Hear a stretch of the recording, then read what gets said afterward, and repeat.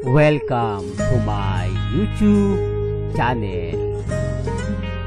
Kung bago ka lang sa channel na to at true-blooded Aldab Nation ka, tama po ang channel na pinuntahan mo.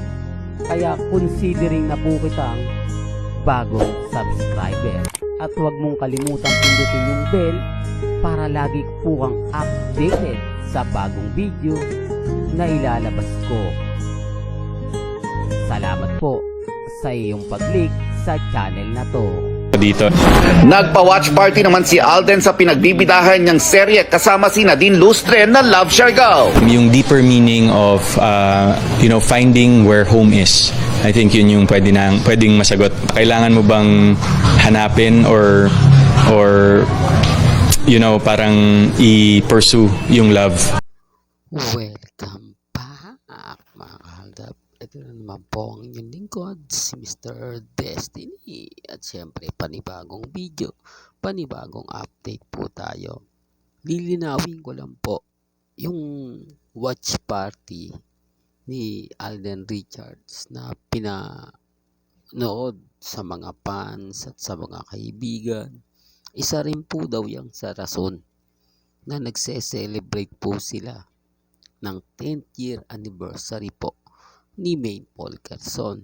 Nakakatuwa po dahil kung kailan 11 years po ni Alden Richards, abay nagpa-watch party si Alden Richards. Ano nga po ba yung pinupunto ron? Ano nga po ba yung pinaka-the best doon? Ang pinaka-the best doon mga kahaldab, yung love team ni na Alden Richards at ni Nadine Lustre na sumasang-ayon po kay Maine Paul Carson. Medyo taliwas po ito sa mga pinapakalat po nila. Alam niyo naman po kasi si Mr. Destiny, nag-iimbestiga tayo. Inaalam po natin yung mga bagay-bagay na talagang mapapaisip ka. At hindi lang naman po daw isa.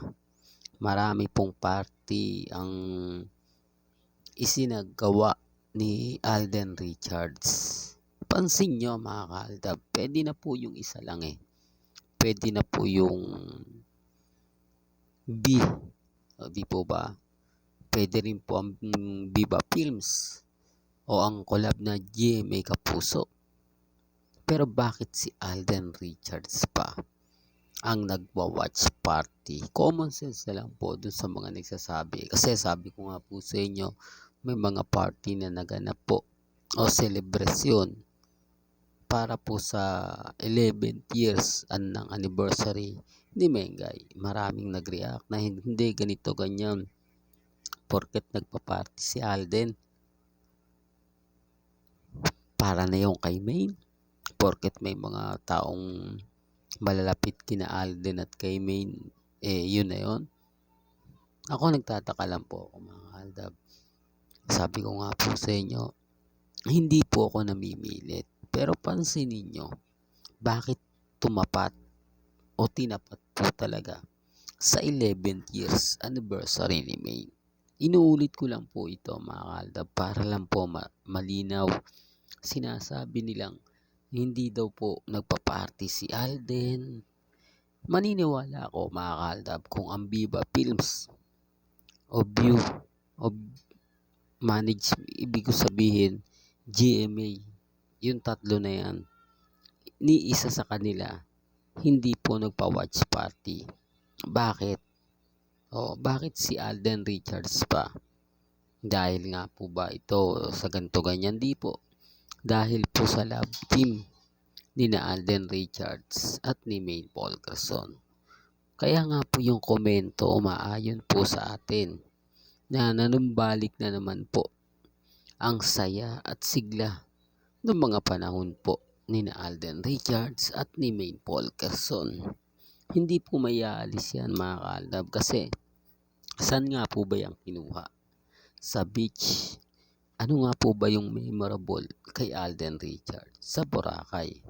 Hindi po ba? Pero syempre Siargao yan May mga bagay-bagay na madalas nga po talaga si Alden dyan. Kaya nga po hindi nalingid sa kaalaman ng lahat na yung ginamit nga po na private resort pagmamayari nga po ni na Alden Richards at Maine Polkerson. Oops, issue na naman yan, Mr. Destiny. Hindi, para lang klaro. Para lang po malinaw. Hindi po ito alam ng lahat. Kukunti lang po ang nakakaalam nito.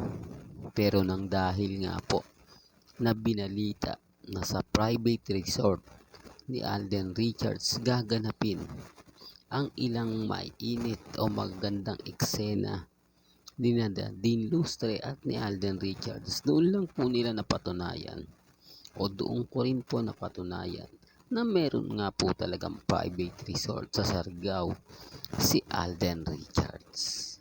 Tapos sasabihin nila wala daw si Alden kinukuwang resorts, wala daw si Alden na resort sa mga gantong ganyan, etc.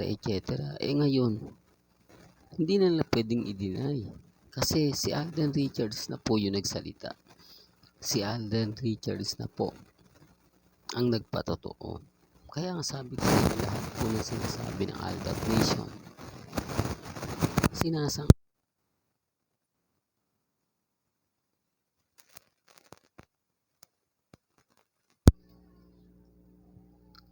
sa kabila kasi once na mag-post lang, once na mag-update lang, akala nila sa kanila na, akala nila pumapabor na sa kanila, tapos biglang babasagin ni Mengay, biglang boom, eto pala yung post, dismayado. Tapos yung mga pumunta pang mga main fanatics sa 8 Bulaga, ine-expect nila at yung mga armain na dadalo daw po si Congressman Arjo, napibisita daw po si Congressman Arjo para nga po daw batiin si Mrs. Polkerson. Lahat po yon mga kaldab naging haka-haka na lang. Lahat po yon nabigo.